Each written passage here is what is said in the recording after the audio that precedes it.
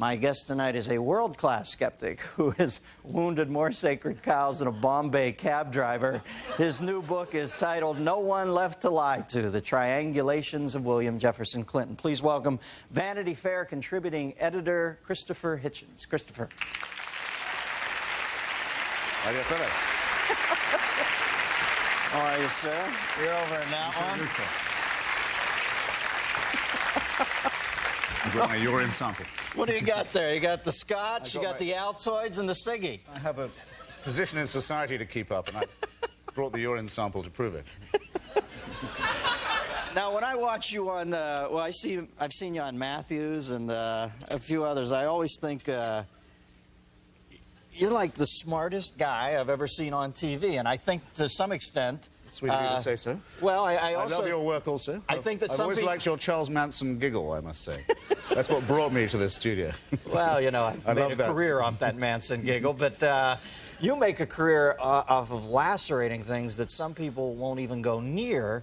And I'm wondering, do you feel safer doing it because while you live in America, I don't know if you've been naturalized, but you're a Brit, obviously. And how can you tell? Well, I mean, do you feel safer, like, because I think if some American guys cranked up some of the sentiments you have, they would be, you know, the villagers would be after him with torches. Is this Mother Theresa we're on about here, or well, the Dalai Lama? I mean, the Mother Theresa thing just amazed me, and I when you read it, it's so well put together, and yet I can't follow you on the sentiment. I mean, well, explain to the people your general feelings about Mother Teresa.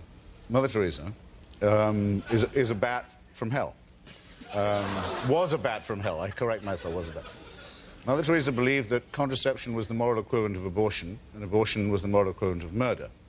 Mother Teresa took heaps of money from the Duvalier family in Haiti, who probably gave the poor as hard a time as the poor have ever got, even the poorest of the poor. Heaps of money from them and justified their regime. She took a heap of money from Charles Keating of the Lincoln Savings and Loan of California, who you're still paying for. Bad debts, and a private jet in return for saying that he was a great guy and a friend of Listen, with all the assholes getting on Learjets in this world, doesn't she deserve one? I mean, for Christ's sake, I see people getting off Learjets left and right who don't deserve it. I mean, this woman was living with... We're talking about taking a flying fuck, right? I mean, no, I don't think so. I mean, I think she is... the other people you see getting on and off these jets advertise the fact that they're scumbags and grinders of the faces of the poor. She does it by saying, I'm doing this to do the poor a favor. And then she says, poverty is a gift from God. Suffering is a gift from God. Leprosy is a gift from God. The death of your child is because God loves the child and expects people to sit still for it. Well, not this reviewer.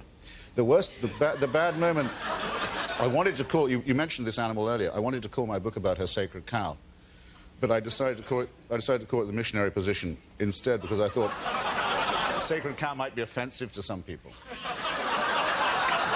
But there was a pretty good stab in the dark there, Chris. But I hate to. But the documentary was called Over My Wishes, was called Hell's Angel, which I thought was a bad title. The Hell's Angels came to the screening with a lawyer's letter and said I had violated their copyright. They formed up in a mob and said, You've violated our trademark, so now it's really true. Everyone in this country has a fucking lawyer. The Hells Angels have a lawyer. So now I'm on to the Dalai Lama, which is much easier. That's fishing about. Oh, wait, I can't let you go on Mother Teresa for a second. Even if you question part, I mean, the woman, would you ever consider doing that with your life? Who would? That's why she's sainted.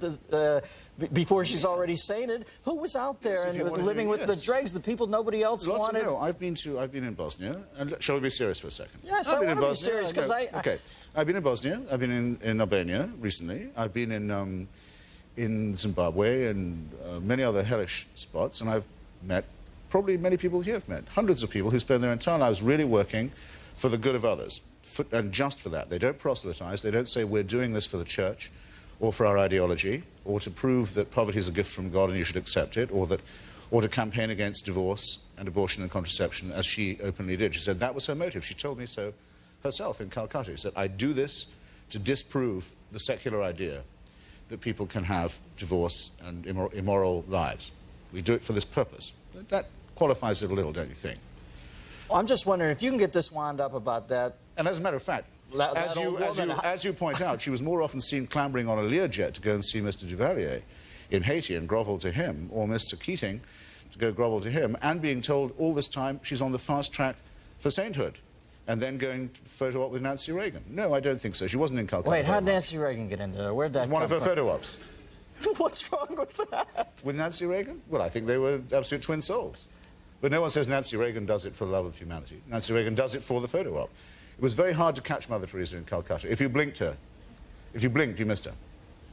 Man, you are So- the Rosetta No, Stone the of point is- skepticism, the point my is that- friend. the point is, well, what would you say is the most overrated virtue? Honesty? I'd say faith. I know where you're coming. I hear that. I can work with that, but I think faith, don't you? Faith. Why just take anything on faith? Why say, I'd like this person to do my thinking for me? Why ever do that? Why not say, the one thing that makes me human is I can do my own? Well, I guess we can agree to disagree on her, because to me she walked We don't need a guru, the... we don't need a princess, we don't need a president who promises leadership, blah, blah, all this nonsense. We have our own faculties. All right, so we disagree on Mother Teresa, but Clinton, I think we're in complete concurrent on. You Yeah. can wade into him, because it doesn't get more full of shit than that in my book. I doesn't, mean, no. what? Now, what? Well, I read your last Vanity Fair You article. were unfair. You said that he's a liar. I mean, everyone lies about rape. Right? A gentleman is expected to lie about rape. Give the guy a break. We all lie about rape. We all lie about bombing Sudan when Monica Lewinsky and killing innocent people in Africa. On the day Monica Lewinsky comes to the grand jury, we all say we had to bomb that place anyway. We all do that, don't we? See how he's dragged everyone's level down. Everyone now thinks he's the average guy. A fucking rapist, a war criminal, and a pathological liar. And, yeah, people then say, you can't fool me, I'm a wised-up American. I'll sit in my kitchen. If anyone rings and says, do I have an approval rating, I'll give them one. To show how smart I am. To show how skeptical I am. To show how you can't fool me. Doesn't it make you want to bring up everything you have ever even thought about eating? I just want you to call me in 6 weeks and tell me what it feels like to be gang audited. Because,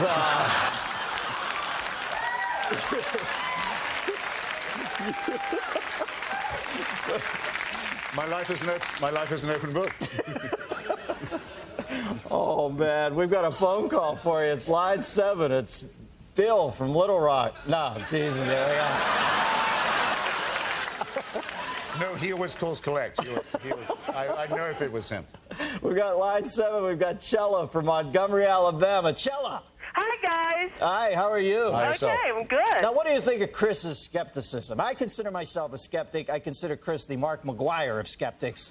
They're auctioning off that last round at Sotheby's. No, I think Chris is on the spot. In fact, here's my question. Okay. To what extent is skepticism a natural result of extensive knowledge, of just knowing this shit about people? Oh, well. You know, That's the hippest call out of Montgomery Yeah. ever.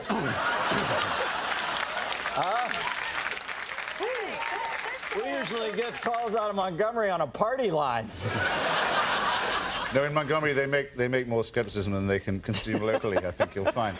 But Clinton has brought the whole thing down, right? People say, I wish there was more skepticism. There isn't. There's quite a lot of cynicism. People say, oh, well, what can you do?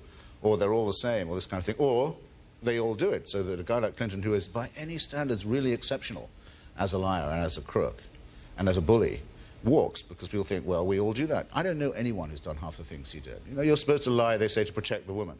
You know, everyone lies about adultery. He doesn't lie to protect the woman or his family. He lies to trash the women, to libel them and slander them when he's done with them, and to leave his family out to dry. This is not what everybody does. Do you know anyone who does that? We don't know people who do this. I agree with you. He's a very mean-spirited guy. He's a guy. very mean guy indeed, mean as a snake. And so people who think, I do think your show is rough on him in the wrong way, because you make it sound as if he's a guy who loves women too much and can't help himself. If that was true, fine, but you're building him up by saying that. He's a scumbag. He's mean to these women. He treats them cruel, and then he lies and trashes them. This is unpleasant to watch. Yeah, but I'm doing I'm doing a comedy Okay, show, Chris. I can't come out here every week.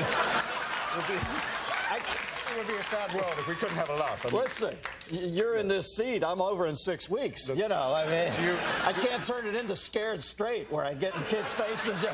You don't ever want to come in here. I'll fuck you in the ass for a pack of Luckies. well, that's what I said. I saw you had to go at James Carville the other day. Carville, I said about Carville that he hasn't spoken to me since I said he looked like the product of the love scene in Deliverance. You've got to have a laugh. I agree with you about that. But still, you mustn't boost the guy. This is a guy, the president, who has apparently no confidence he can get laid on his own merits. He humps the help and then he dumps on them. This is All not right. sweet. This is not sweet. I got to do the news. Kick back with your scotch, have a ciggy. I'll be right back, It's been Mr. real. Hitchens.